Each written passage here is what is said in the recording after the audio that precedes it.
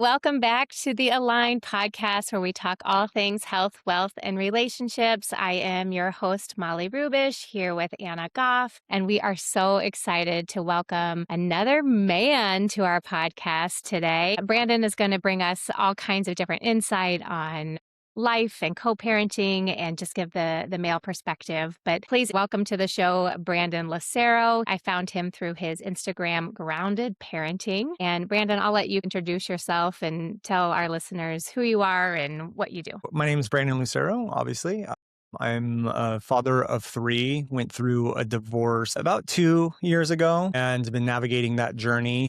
I'm also an entrepreneur. So, my business fell apart around the same time my divorce did, and trying to co-parent and bring the business back up has been quite the journey. But in that process, I started grounded parenting, and talking about parenting and teaching parenting has been something that's been inside of me for a really long time. Like, I've been wanting to do a brand to help other parents and just share lessons I learn along the way. And so we've done that. And in a couple months, we built it to about 160,000 followers. And we have just a really good focus on communication, like how to communicate better with your kids. Because I do believe communication is the key to everything in life. And I think that the reason why there's so much disconnection in relationships with people is because people don't know how to communicate. So that's kind of been the goal with what we do at Grounded Parenting. And it's been going pretty good. I love that. And, we have listeners that are both married and divorced. So as far as the thing that drew me to you, the one reel that I saw that I was like, oh my gosh, this hit the nail on the head, was really talking about, maybe you can articulate it better than me, but you're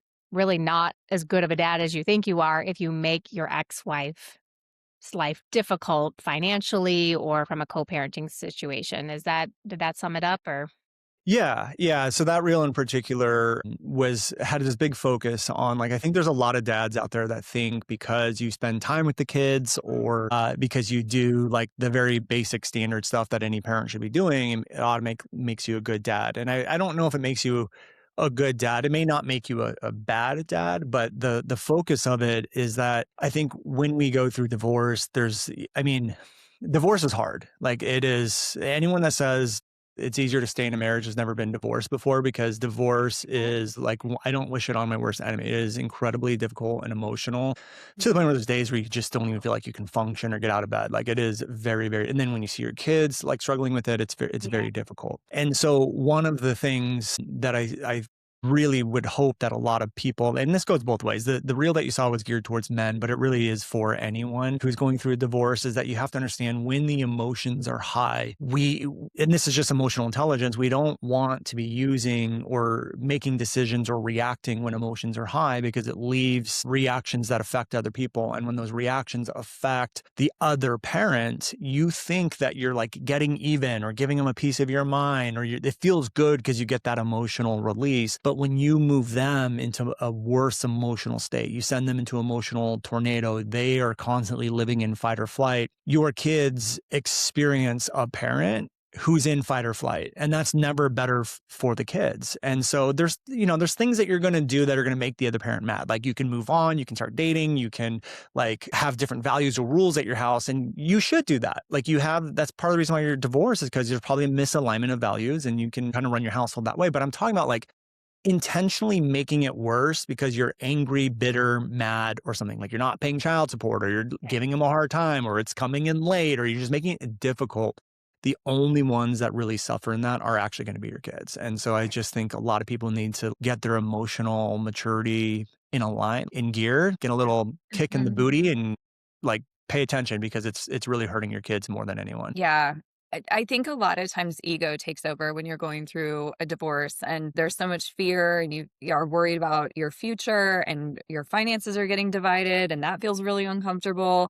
And then whoever is the one that didn't initiate the divorce, then they're however they feel about it, whether they want the person back or whether there's anger, or if there was some sort of betrayal or whatever. I think all of those things are part of the divorce. But ultimately, if you can take your ego out of it and just focus on the kids and say, okay, that was that, we can each deal with that separately, but now our focus is, how are we going to raise these humans that we created Right. in a way that is loving and caring and productive and where we don't screw them up even though Yeah. our marriage failed. And Right. that can be really hard. Yeah, it is. It's a lot of it is a lot of ego, and it's like, and you're going to be experiencing emotions on levels you've never experienced before in your entire life. And so, like I always looked at myself as an emotionally mature person or someone who focused on personal development and that sort of thing. But I was not prepared for the storm of emotions that would come up after divorce. And a lot of people say like divorce is hard, but I would say even the first year after divorce is probably harder than going through the process of divorce. And that was like extremely difficult. There was moments where it felt like my soul was being ripped in half. And there was like nights where my son would come out and something would be wrong. We get down to the core of it, and him and I are both like crying on the couch together, like I was not prepared for the amount of that. And then when you're in those states to then point blame is so easy to do. And I think that's the other thing is like, there's a lot of ego, but there's also a lot of like, you're just trying to get yourself to an emotional state that you can manage. And sometimes releasing anger can help you get there. And those are the sort of things you have to like keep in check. And if you do mess up, because it's going to happen, like you're going to probably snap at your ex and do these things. It's about repair. It's about like learning from that and just trying to do better. And if you can just do that and you have two people, even if you just have one person doing that, it can totally change the dynamic between the two parents. Yeah, I Yeah. do think that somebody has to go first.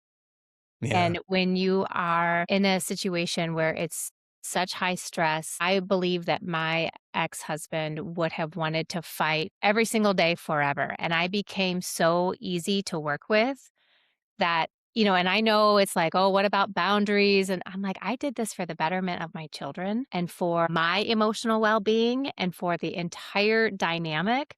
I became so easy to work with as a co parent that he became so easy to work with as a co parent. So, for example, if it was my Saturday, and he was going to the lake with friends and I'm like, you should take the kids. It will be fun. They want to go on a boat instead of sit at mom's house and do nothing.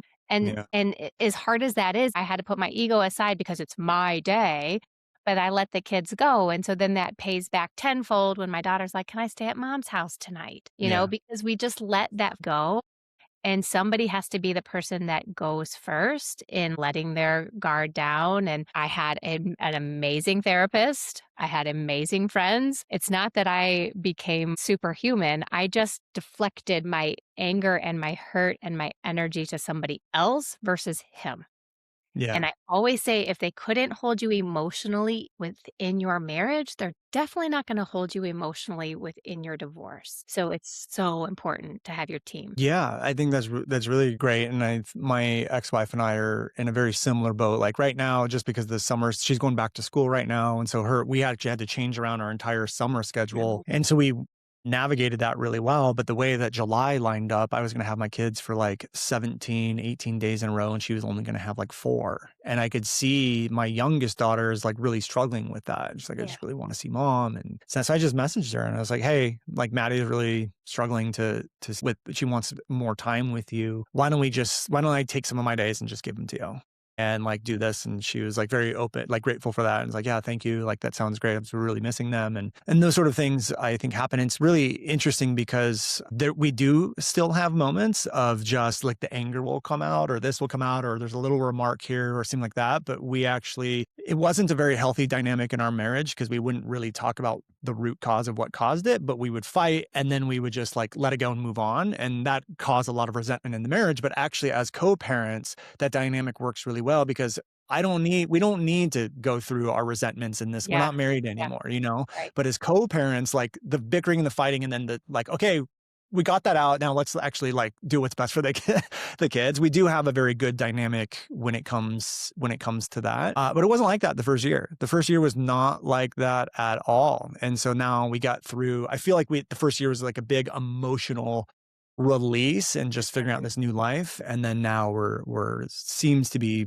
back on track. But I look back. This is what I tell people all the time is look back. You want to be able to look back at your time and go like, I'm really proud of how I handled myself then. You don't want to look back going like, I wish I would have not done this or this really hurt my kids in this way. And so that's one of the motivators for me is one, I want to have more peace in my life, but two, I'm like, I just want my kids to be okay through divorce. Cause I'm sure we've all heard it. It's like the divorce isn't necessarily what causes problems for kids. It's the parents fighting. And Yeah. that's whether you're married or divorced. And I think that's the thing that people have to pay attention to is what your kids are witnessing between you and your parent is like, will determine how they're going to be as adults.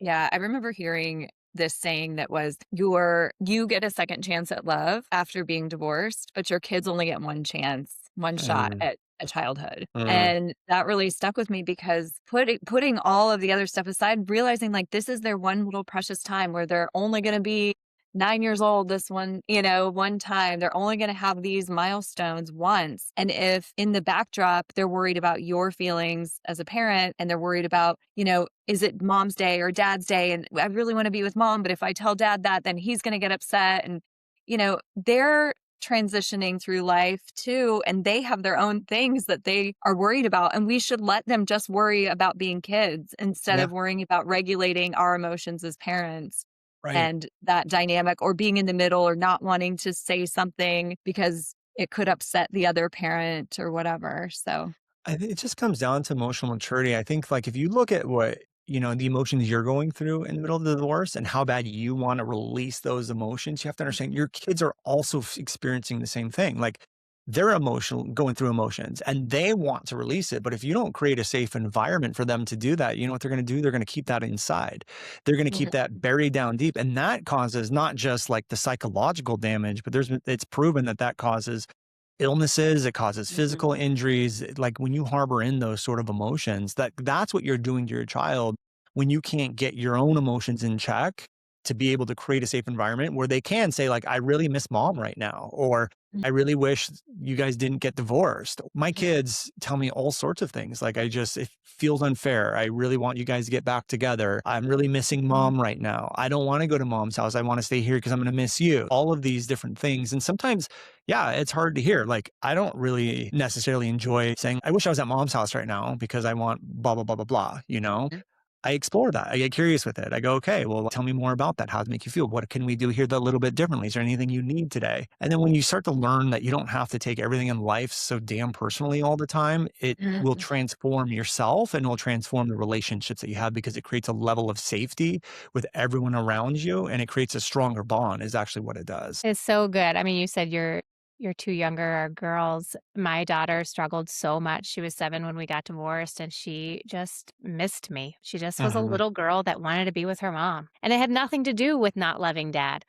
But when she would come home, then she would cry and say, "I don't wanna hurt daddy's feelings. I'm so worried about hurting daddy's." I'm like, "Daddy's okay. He's okay," and so then it's like her trying to hold the emotional burden of her dad. I'm like, "Dad's a grown man. He can take care of his own emotions. You're not hurting his feelings." And she's like, "I love him, though." I'm like, "I know."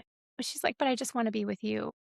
And it's Yeah. just because she's a little girl that wants to be with her mom. I braid her hair. I come in the shower, I rinse the conditioner out at that age, not now. Right. But, I mean, it's like we have to, and my son likes to be with dad. I mean, he thought dad was cool. They did their things outside. And so we have to give our kids that grace that it doesn't mean anything about us as a parent. It just means they have a lot of times the most influential person in a child's life is the same sex parent. And they just Yeah. have that bond. And then they don't need to be responsible of choosing who they love more. And Yeah. that they want to be with mom or be with dad doesn't mean anything. Like you have to pick. I think that is actually so hard for children to understand. My son now is 18 and he just graduated high school and he's like, I'm just going to keep following the custody schedule. And I'm like, Connor, you don't have to. You're a grown Yeah. adult. You don't have to go to Mondays and Tuesdays with dad. And he's like, I'm just gonna. I just like that. It's routine and I'm just going to follow that for now. And Yeah. it gives him the permission that he's not choosing. He's a really fun loving, well-rounded man. He's not hurting, but he wants to see dad and he wants to see mom. And so he just Yeah. manages life that way and it becomes part of their life, even though they didn't sign up for it. Yeah. One of the perspective shifts that I had during all of this is like all those hard times where they are saying like, I do miss mom, or like they are starting to feel responsible for the other person's emotions. One of the things that I started to realize and sort of was like my driver during the like North Star during all of this is that you can't control what happens at the other person's house or how your kids are going to respond to things. So if you are in a situation where your kids are taking on the other adult's emotions or they're afraid of saying something because they don't want hurt the other person's feeling, it actually is a really great opportunity to start teaching your kids to have a better relationship with making people uncomfortable and being okay with that, which I think is like, and instead of talking negatively about the other person, or you shouldn't have to do that, it's an opportunity to tell them in life, like, it's okay to speak your truth, even if it makes people uncomfortable, to advocate for yourself, even if it's going to make me or your dad or whoever upset, and to have a really good relationship with yourself and your own feelings, and verbalizing that is the most important part. And it's okay to let dad be upset. And that is an okay dynamic to happen. You just need to maintain your steadiness in that. And I think a lot of the things that really helped me is I took a lot of these really painful moments with my kids and use them as opportunities to help them become more emotionally in tune and learn how to advocate for themselves and learn how to make other people uncomfortable. Because I think that's a big problem, even with adults, is a lot of people are not okay with people being mad at them or making someone uncomfortable. And then you get put in a box or you start bending into something you're not, or you're just constantly walking on eggshells. And so I started to look at everything happening in the divorce as an opportunity to actually help my children instead of something that's going to like destroy my children. And I Yeah. think a lot more parents would benefit if they also like looked for opportunities like that to help their kids grow. Totally agree. What a I love that. what a great gift to give, especially, well, to your children, all of them, but especially to your daughters, to not be a people pleaser. And I think more parents should teach that. But I think a lot of parents don't know that themselves. So it's very hard to pass that on. Yeah. What would you say to people who maybe don't see eye to eye on implementing some of these things in their co-parenting dynamic? I would say, like the first year for me, it very much was that dynamic. It was really hard, and it's calmed down since the first year. The first, so I'll just speak from my own experience and the lessons I learned in that. And number one is that, well, there's a lot of lessons. So I think the first one I want to dive into is, I think, grace. Well, first of all, you can't control what happens over there, and trying to control or get them to change behavior is not going to, like, you probably tried to do that in your marriage and it didn't work. Like, no one's going to change unless they actually want to change. So then that leads to the next part of it, which is you can only control how you handle it, how you take it, how you let it affect you, all of those sort of things. Like, you're in control of that. That's the only thing you're control of. So you have to learn to let go of that. The thing that really helped me was giving my ex more grace and empathy. And we were together since we were 15 and 16 years old. We were high school sweethearts. Her dad was my cross country coach. He coached me. Like, her dad, when we started our business, her parents let us live at their house totally rent free for 4 years. They had no idea what I was doing. They're like, Brandon's just farting around on YouTube all day long and get married to our daughter, and he's supposed to support her, but they didn't ask me any questions. Was one of the most impactful people in my life. So I knew their family very well. I knew the dynamic very well. I loved all of them. And that love just didn't go away. But the point of where I'm getting at is that I held a lot of empathy for my ex-wife because I knew her childhood. I knew a lot of the traumas that she went through, and I knew why she was the way that she was. And I'm not saying that as a negative thing. Everyone is a certain way, right?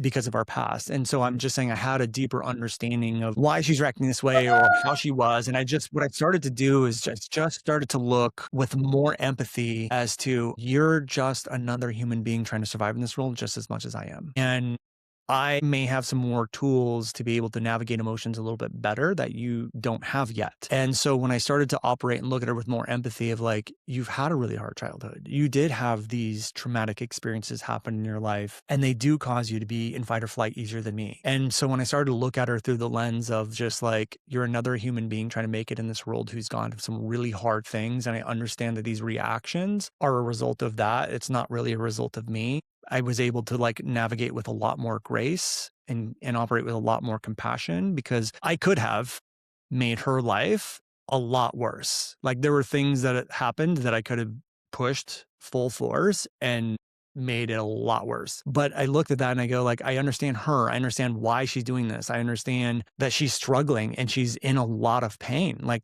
the mother of my children is in a lot of pain right now. Like, it's not because I'm a bad guy. It's not because I'm doing something wrong. It's because she's in pain. And that's like, it's making me teary eyed just talking about it. Like, that's someone I spent 25 years of my life with, someone I had kids with. And so I operated with a lot more compassion. And I think a lot more people need to look beyond their own emotions and understand, like, someone treats you that way is because there's demons that they're battling. And yeah, you need to like protect your peace, and you need to like have boundaries and know what is acceptable and not. But it doesn't also mean you need to push everything to the extreme and get even with each other all the time, because it just creates an awful dynamic that honestly will never change. Like, I look at this, I'm like, I don't want the next 15 years of my life to be what this first year was. And I Right. remember talking to a therapist and when we were married, and I'm like, why am I always the one that has to like change? And why am I always the one that like has to initiate this and hold the peace and do this thing? And why am I always one that has to validate? And she goes, because right now you're the only one that can. She doesn't have the capacity to do that. So you're going to have to do it.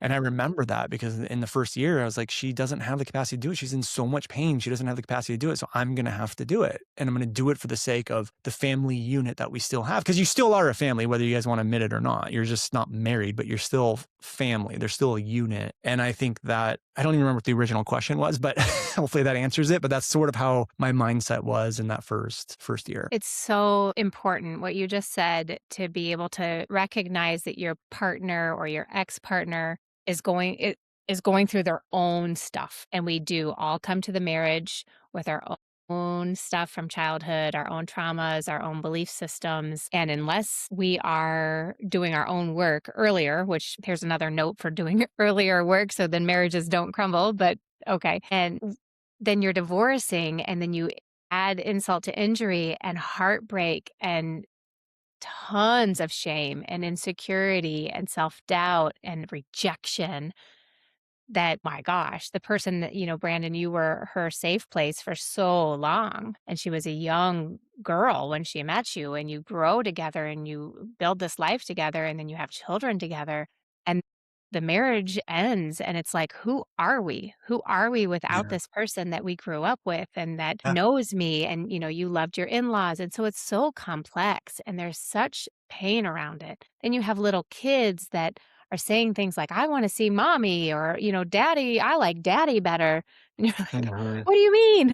And so then it's more rejection and more pain. So it's so beautifully said that we have to recognize that a lot of this isn't even about us as the Yeah. partner, the ex, the current spouse, the ex, the co-parent. It's just deeper than that. And when we can do our own stuff and heal, then we can see it for what it's worth. And unfortunately, like you asked, why do I have to be the one? That's just the way it is.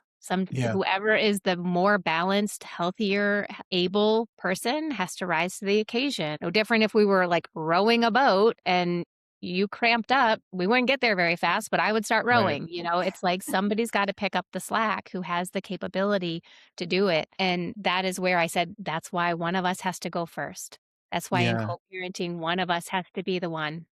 Someone has to create that environment. Right. And also, I really don't want this to come off as my ex was terrible the first year and I wasn't. Like, I did a lot of things that Yeah. probably furthered that. But when I had the opportunity to push it or not push it, I chose not to. Mhm. And, I think I always remember, this is like business advice that I got a long time ago, but dealing with employees. But I heard this quote where it's like, if a flower doesn't bloom, you don't always just blame the flower, you blame the environment. The Right. environment. So if you're not creating an environment for the flower to thrive, then the flower will never thrive. And I think when you have two people constantly fighting, you're creating an environment where there never will be peace. And so someone Mhm. has to be the one to start to change the Yeah. environment. And then when the environment starts to change, the path, whether they choose to walk down that path or not, is at least open. It's not gated up anymore. It's open, and there's at least a chance that eventually you can move towards that. And I think also just, I honestly just think empathy is one of the biggest things that you can have, and just recognize, like, I really don't think humans want to be mean to each other. I don't think we're doing it because we're in survival or fight or flight, or because we like, and that is usually a result of our past. Like, I think genuinely people want to get along. Like, I don't think people want anxiety and just like, what is this person going to do? And are they going to take me back to court? And I got over this. No one wants that. And so if you're the first one to start creating that environment, I like to believe that they will change, or it'll just be easier over time. Not instantly, but over time, it'll Right. definitely, the Yeah. possibility's there at least. Takes time. Yeah, and modeling that for your children, sometimes, especially if the kids are a little bit older, you feel like you need to explain what happened or validate yourself and say, "Well, dad did this and dad did that, and so that's why I left," or he's acting like this, and you don't have to do that. Just stay the consistent, steady Eddie parent that they know, and they'll Yeah. see, and as they grow, they'll learn and they can make their own decision and their own observations, and knowing that you are that guiding light, that lighthouse in the relationship, they have comfort in that. And even if they're going back and forth, knowing that there is a parent who's emotionally regulated, who is that steady person, that constant, and that hasn't changed, you don't have to prove anything to your kids. They will Right. see. They know you and they know your ex better than anyone else in the world, and they can pick up on things whether you say things or not. They know what's going on. So you don't Yeah. have to validate that to prove yourself or your worthiness in their lives. Yeah. Exactly. I agree with that. Yeah. I like the thought of what we need from our ex. What we needed from him in marriage was a husband, a partner, a confidant, our lover. And what we need from them in a co-parenting situation is just to be a really good dad and a Yeah. co-parent. So when you remove that emotional tether, then it makes it a lot easier. And what your kids, again, they're allowed to love their dad because we're not asking them to get married to him. Yeah. I don't believe that my ex-husband was a really good husband, but I can't say he's not a good dad. And Yeah. so Two my separate kids things. don't have to choose because they're not marrying him. He's just their dad. Yeah. And the things that I think a lot of parents in divorce don't understand is you're like, as long as the person's not abusive, the other parent's not physically or emotionally abusive, they're going to love that parent whether you like it or not. Yeah. So that you're not going to be able to win that battle. And I don't know why you would want to. Like, why You would you don't want want them to. to not love the other parents? And there was a couple things that I did that I think helped my kids through this, which helped them further build a better connection with their mom during this process. And I got this from a family therapist that I was working with, because we haven't even talked about this part of it yet. We can if you guys want to, but I actually started Yep. dating someone, and that was a whole nother can of worms as well. But during that process, I was working with the family therapist to figure out how to navigate that whole thing. And because it caught me off guard, I didn't want to date anyone. I was not expecting to date anyone. I was not ready for a relationship. And then it just naturally happened. So I was like, okay, I need to figure out how to navigate. So I went to this family therapist, and she said, well, one of the things you're going to want to, that I really recommend you do, is really help your kids build the relationship with their mom, not because they necessarily need it, but because if they can see you encouraging them to have a relationship with their mom, that's going to be a very healthy dynamic that you can create in your household.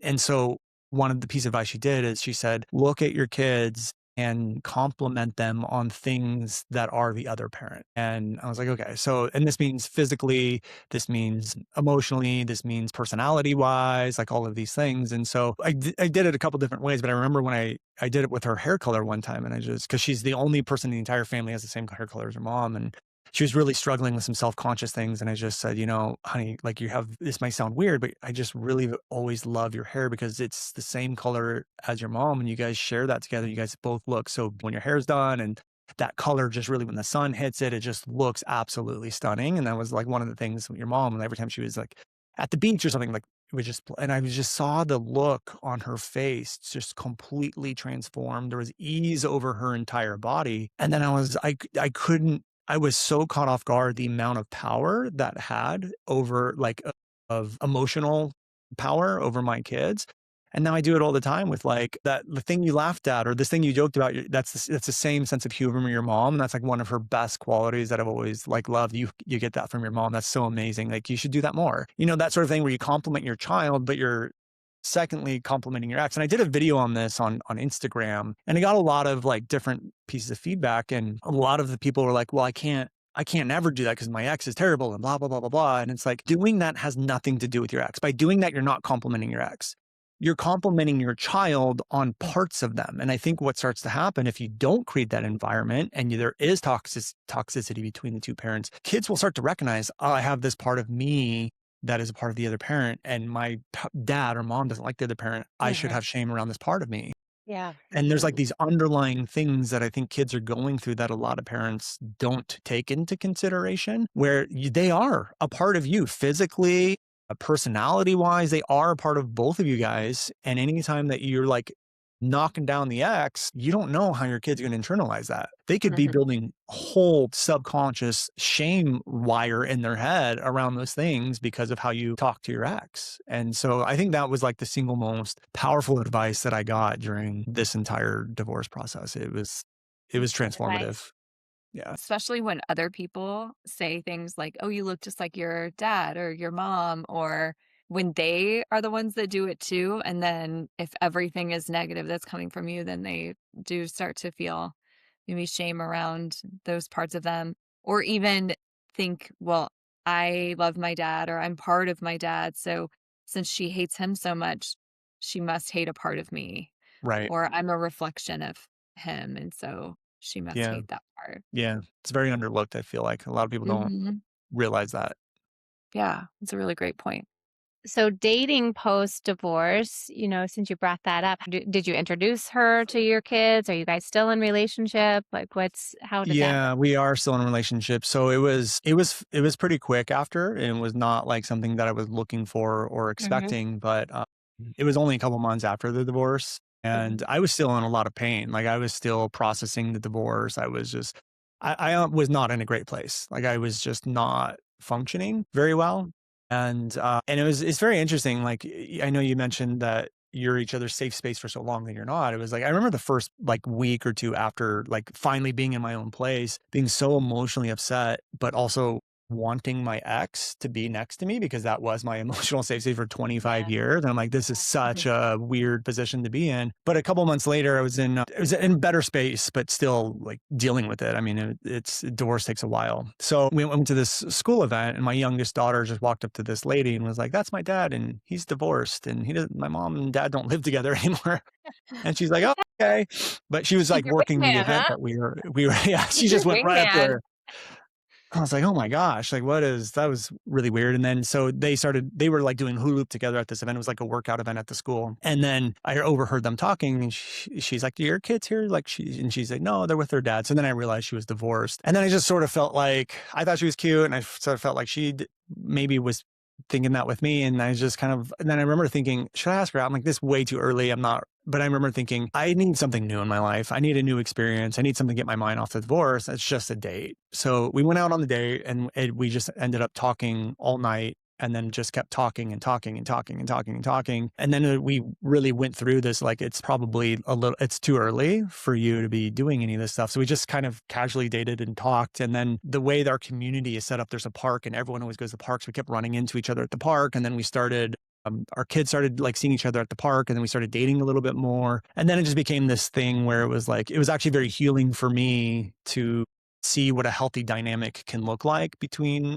you and a partner. And then a couple months later, we made it an official thing. And then by that point, the kids had already known her because we were at the park and school. And then like people started to find out. So my ex and I had this like agreement that we wouldn't bring anyone around the kids until a year of dating. And I broke that agreement, but it was, I had to, because so many people were sort of picking up on what was going on. And I didn't want my kids to find out like on school ground, like, well, your dad's dating, blah, blah, blah. So I had to. And that didn't make my ex very happy. But that's also why I'm like held even more grace, because I'm like, if the roles were reversed, this would be very, very painful for me. And so that's why I gave her a lot of grace, because there's like not only divorce now, there's this thing's happening pretty quickly, and I wasn't expecting it, and I just knew she was in even more pain, and so I tried to navigate it as best as I could. We're still together. We've been dating for a year and a half now, and it's been going really well. And so that was just a very unexpected thing that I would have never guessed would have happened. I wasn't looking for it. To be honest, I didn't even want it. And then I just bl- came out of nowhere and blossomed. But it was very interesting, because a lot of people, you always hear the advice of you shouldn't date until you're fully healed. And that was always running in my head. And then I started to talk to therapists and different people, and a lot of people talk about how dating someone can actually be a very healing experience, and you can heal in the process of that. So we did, I was very honest with her, like, here's where I'm at. I don't like, probably is early, and I am still detaching and doing these things. So like, I'm just going to be honest with you with where I'm at and we'll just see where it goes. And so now we've been together for a year and a half and it's been going pretty well. And all of our kids get along and my ex-wife seems to be dealing with it better. Like it's a normal thing now. And so, yeah, it's been a journey. It's been a lot of unexpectedness the last couple of years. Mm. Yeah. I had a similar situation where I started dating someone really quickly and it was healing because we had a great line of communication. And so it was such a safe place for me. And similar to you and your ex-wife, I knew him from the time I was in middle school. So it was a very safe place. And it was nice to go through and heal in that way where you can, I think there's a sort of a sense of empowerment after divorce where you're like, listen, I've already been through hell, so I'm just going to lay it out on the line and communicate in a way that I want. And if you can't handle it, then maybe we're not meant to be, and that's fine, and I can take it, Yeah. and if it doesn't align, and there were things ultimately after dating for a year and a half or almost 2 years that didn't align long term, and so we ended up splitting up. But it was very healing and very cathartic to go through that with someone that was a safe Yeah. person. Yeah. Well, I mean, Yeah. there's a lot of emotions and like, self-doubt or insecurities and you start to think too, and like, at least I was thinking like, is it even going to be possible to find someone after divorce? Like all the good people are married now and like Right. all these other things. And and then there was a part of me that was like, actually just want to work on myself for the first year too. Like what Mhm. was my role in the marriage? And like, are there things that I can work on and do that? And that was really what I wanted to do. And what I didn't realize is starting to date actually escalated that also. Cause then Mhm. like the patterns that you didn't fix or weren't aware, they still are there. The behaviors are still there. And so then like being in the relationship, those would come out and she's like, hey, I noticed blah blah blah blah blah, and I'm like, man, like I'm falling back into these other dynamics. So it actually helped me heal but also allowed me to still work on myself. And it also showed me what communication can be between two people, because the communication in my marriage was not great. And to now be with someone who honestly was more grounded and clearer communicator than I was like, I Mhm. need to up my game. And so I've actually learned a lot from her in different ways, which has been really great. But it's just, I don't know. Life is just so crazy. It's just, I was not expecting to really get divorced ever. I was not expecting to date someone so soon. I was not expecting to last a year and a half. Everything in my life that's happening right now, none of it was expected. None of it was expected, but there's been great lessons and growth in all. And Yeah, that I is think we life. can all say that, right? I mean, Yeah. I always would say divorce isn't an option for me. Divorce, I mean, that was my plan. Divorce isn't an Yeah. option for me. Right. And of course, I'm divorced and I'm Yeah. remarried and I'm a stepmom and I mean, it's like we blended our families and I wouldn't choose any other path. I mean, where I am right now with the man that I'm married to, with my journey, I would do it all over again to have the safe love and partnership that I have. So, I mean, anybody that is in our community that is listening, I think this is just such a great example of how you can get through the storm of divorce. You can find a way to give yourself grace 1 year post divorce, high conflict with your partner. It's not too late to kind of change the course, change the tone. You can be the one that goes first. You're allowed to fall in love. You're allowed to enjoy this life.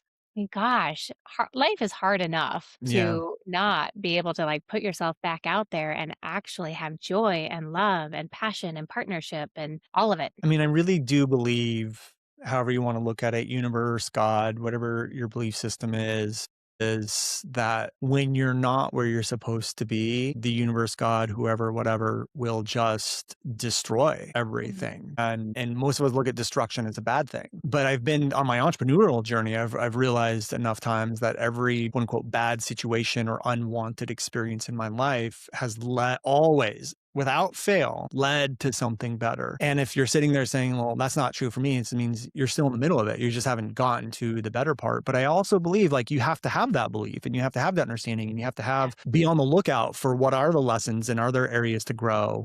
And I do believe that like it will destroy things to move you into alignment of where you need to be. And because I remember thinking in my marriage, it's like, there's always the be careful what you wish for. I remember thinking, I want to be closer. I want to feel safer to be exactly who I am and have my own beliefs and to express my opinions without having to walk on eggshells. And I just want to like have someone that would meet me halfway in the household, like all these things. I was like, this is just what I want, but I wanted it with her. You know what I mean? But at the end of the day, I want, those are the things that I wanted. And those are the things that I wished for. And then everything had to fall apart for me to get what it was that I wanted in a partner. And it just unfortunately wasn't with my ex-wife. Yeah. It could be with the person I'm with now, but I do believe that I will end up with that. But that's what Yeah. I wished for and that's what I wanted. And the universe goes, okay, we will give that to you. But are you willing to walk through the fire to get what you want? You know, and so I remember I worked with a shaman, and one of the things he told me way back in the day, he was like, a lot of people want like the $1 million business, and the universe will give you the $1 million business. But the reason why you don't have the $1 million business right now is because you're not the person who can build a $1 million business. So what the universe is going to do is it's going to shape you into the person who can build the $1 million business. And he goes, and that's just business. It's anything. The universe will shift and shape and give you the lessons if you're aware enough to see them, to have exactly what you want. But everyone just wants what they want without the pain, without the problems, without the suffering. He's like, that's not how the world works. So if Right. you really want those things, like it's going to cause destruction of the life that you have. And sometimes it will just drag us even if we don't want to, kicking and screaming the entire way. And so I Right. do believe that anyone can have what they want. It just might require your old life, which is painful, but it's beautiful on the other side. Ooh, I love it. I love that. Yeah. Be For careful what you wish Yeah. for. You just Yeah. might get it, Yes, right? so Yeah, good. We need to exactly. have your shaman on here. I Right. Well, know. Brandon, this was such a great conversation. I know that our listeners are going to adore it. And thank you for being just a grounded male voice, a good father, somebody that's working to be the best co-parent that you can be. I mean, we just need more of all of that in our world and in our space. And so we definitely, on behalf of women that we coach and support, we definitely appreciate you using your platform to help other people be fathers or mentors, and we all can learn from you. So, where can our Yeah. listeners find you? Yeah, I think the easiest place is just go to grounded.parenting on all social platforms. We're on YouTube, Instagram, TikTok, Facebook, all the places. So just go there and check out the content we have. Because if you like this conversation, I have a lot of content around similar stuff. So head over there and check us out. Awesome. And we will drop the links below. So, thank you so much for joining us on another episode of the Aligned Podcast. If you like what you heard today, please like, rate, review, and share with your friends. And we'll see you next week on another episode.